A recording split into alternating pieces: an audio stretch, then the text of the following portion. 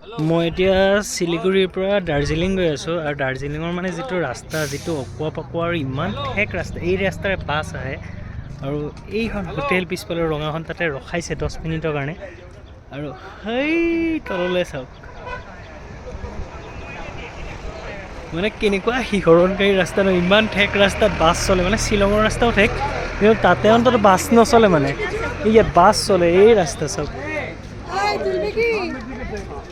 এইটো কেকুৰিটো চাওক আৰু মাজতে হোটেলখন মানে চাব দেই মই দেখুৱাই দিছোঁ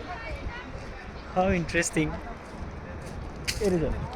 এই কাৰ্ভটোৰ মাজত এখন হোটেলখন মানে আৰু ওপৰত সেইয়া দাৰ্জিলিঙৰ কিয়দাংশ মানে সঁচাকৈ আৰু কুইন অফ হিলছ দাৰ্জিলিং বাকী ওপৰত গৈ দেখুৱাই আছোঁ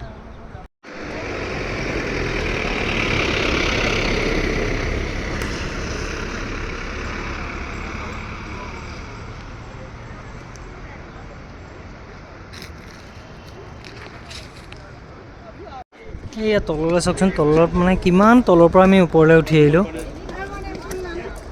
আৰু এয়া পাহাৰৰ ৰাণী দাৰ্জিলিঙলৈ এই ওপৰ বিল্ডিংবোৰ চাওক